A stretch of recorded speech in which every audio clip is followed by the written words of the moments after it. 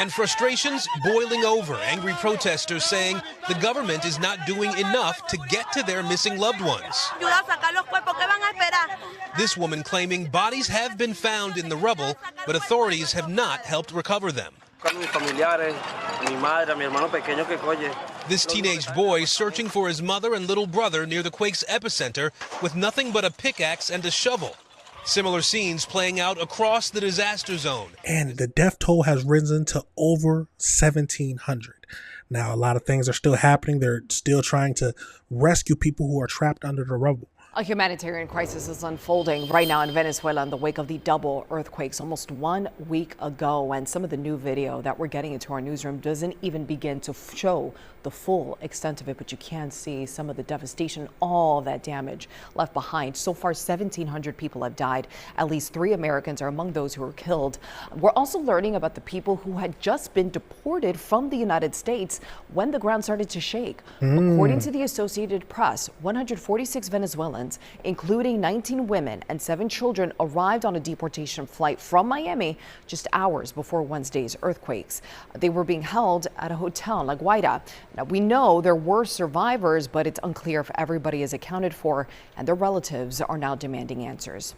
Now, according to the New York Times, doctors have said that in La Guaira, officials have been processing about 750 bodies every day. The United Nations has also secured 10,000 body bags because searchers have not been able to fully go through many of those collapsed buildings. Meanwhile, hundreds of aftershocks have complicated those efforts.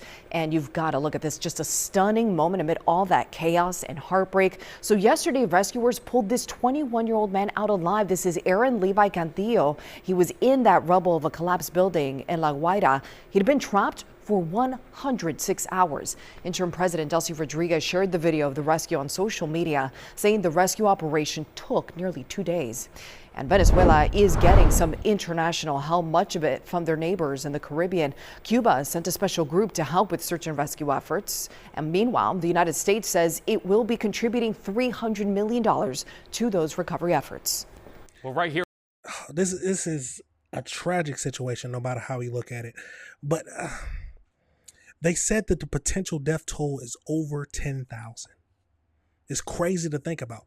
And the fact that we just sent some people or deported some people back over there, I don't think it's not going to be any backlash to the United States, because no one can predict this incident. It came out of nowhere. But no matter what, people lost their lives, and this is when the world has to come together. Let's keep going into this, y'all. Here in South Florida, donations just keep pouring in. I saw this firsthand yesterday. It's truly incredible. Cars lined up once again at the Global Empowerment Mission headquarters in Doral. So things like batteries, flashlights, tents, they're also important right now, and survivors there are looking for shelter. The Miami Dolphins were even out there lending a helping hand.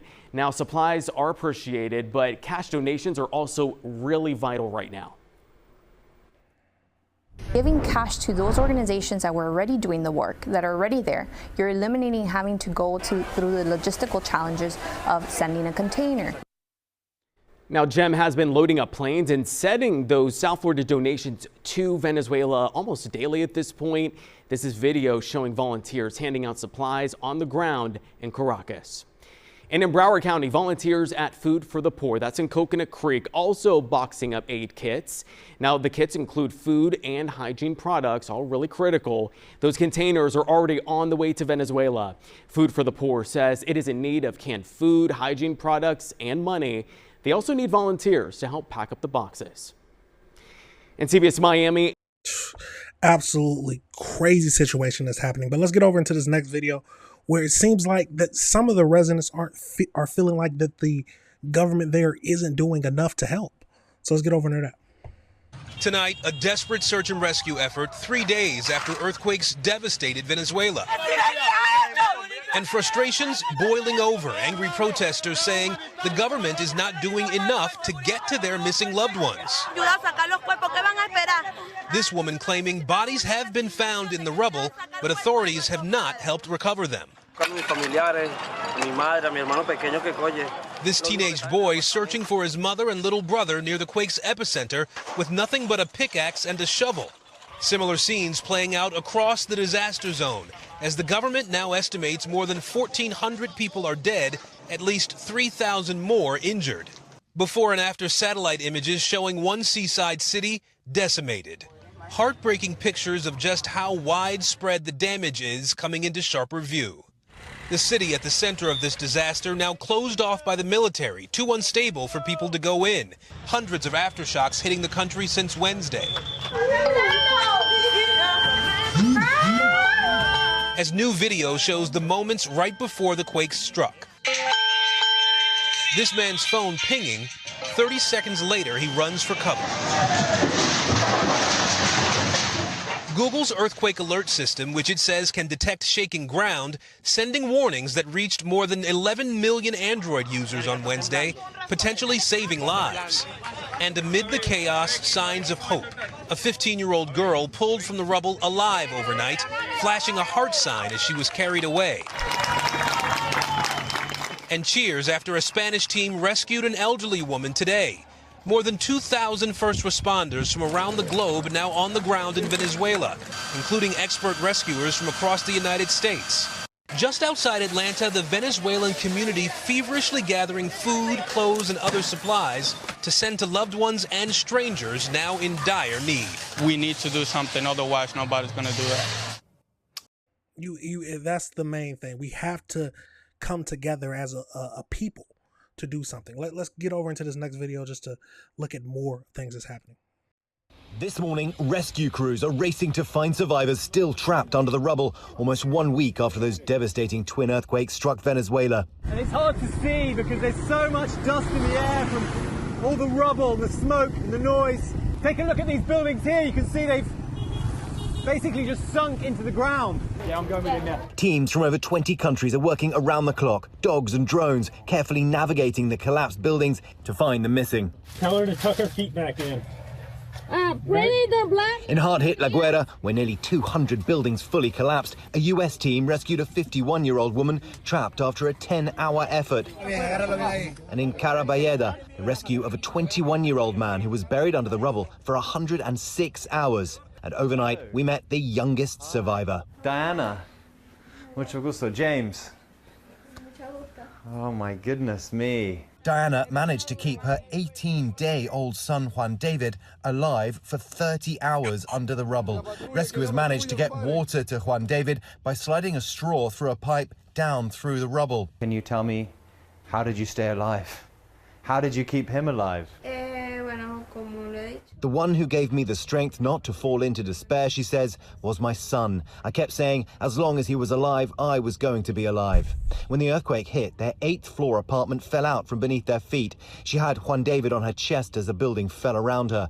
Dad Hansen rallied their neighbors to dig his family out. You can see how moved he is because he really believes this was an act of God, but he's, I guess, struggling to understand why his family was saved and why so many thousands of people may have died. Diana broke her leg and sustained other injuries, but Juan David doesn't have one scratch on him. She says the Bible saved them. But as rescue efforts enter their 6th day, the death toll is rising. Now more than 1,700 have been confirmed dead and more than 5,000 injured.